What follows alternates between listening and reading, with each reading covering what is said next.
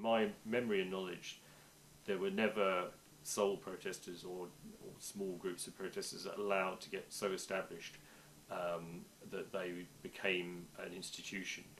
I think it's very important that in front of the centre of power of the nation there should be a public space to assemble, and we do it in front of Buckingham Palace, and which is used as a very successful space, usually for celebration. I was here for 5 years demonstrating. I was taken to the High Court, to the Royal Courts of Justice, and on 2 occasions, 2 different sets of judges said I was okay, I was all right. The thing can spiral out of control into, you know, bluntly, ugliness, when it should be a place which has got, if not order, dignity. I mean, and dignity is an important characteristic, I think, of some types of public space. I think the problem Parliament Square has is for permanent demonstrations that take place. I don't think they're effective. I think they look untidy, and they start to distract from the place, from Parliament as being a place of protest.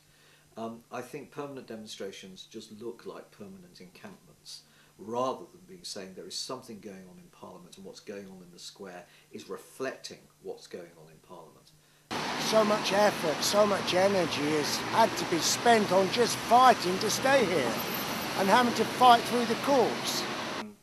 I think that there were other options for him. I think even within the parliamentary estate, you know, zone, there are places which would be better suited to him.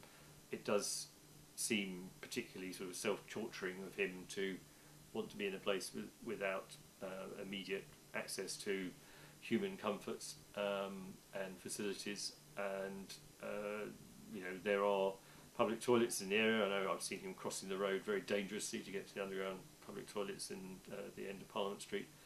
But the problem with the construction of Parliament is it doesn't have a single grand entrance. Obviously there's all the buildings that were put up by the Victorians, but the centrepiece is this 1,000-year-old Westminster Hall. So it doesn't have a natural focus in terms of the building, but the square is absolutely in the right place. 23rd of May 2006, 78 police were sent along here at 2:30 in the morning to steal all our expression, to steal what twice the judges in the Royal Courts of Justice said was legitimate. Lord Justice Gray said in October 2002, there is no pressing social reason to interfere with Mr. Hoare's display. No, there isn't any pressing social reason. There's every pressing social reason to keep it. I think that you know, the sort of the painted displays and so on do not sit comfortably with a soft, dignified landscape and the functions that go with it. And you know, when there are sensitive things like the Queen Mother's funeral, I think he's been cleared away, or happy to be cleared away, or tidied up, which suggests that he recognises that it is a conflict that he wants to set up, and the style and look, and that the world won't get bored with it, but will continue to say, you know, there's British democracy in action, and support it. No, I think anyone should be allowed to do it, but I don't think permanent protest should be allowed to camp out there, because I think it distorts the purpose of the thing, which is to now allow a public space outside Parliament to reflect, to protest against, or maybe occasionally to support the actions of which are actually occurring in Parliament at the time. I think if a place for Brian Hoare to protest in comfort, or anybody else that comes in future times, was put there and elegantly and neatly and with their own TV screen or whatever they wanted, they would still want to have it with lots of banners and things to make it look untidy, so that it looked untidy and as a protest site.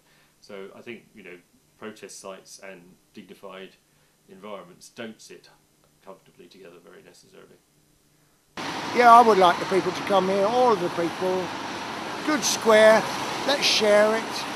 Let's have a peace pagoda, let's have toilets, let's have shower facilities, let's have let's have the wardens looking after us, protecting us instead of harassing us. We would like the people to have a peaceful place, a lovely place. And sometimes we will be quiet. Do you know, most of the time I've been here, I've been silent, a silent witness, if you please. The pictures, the display spoke for themselves.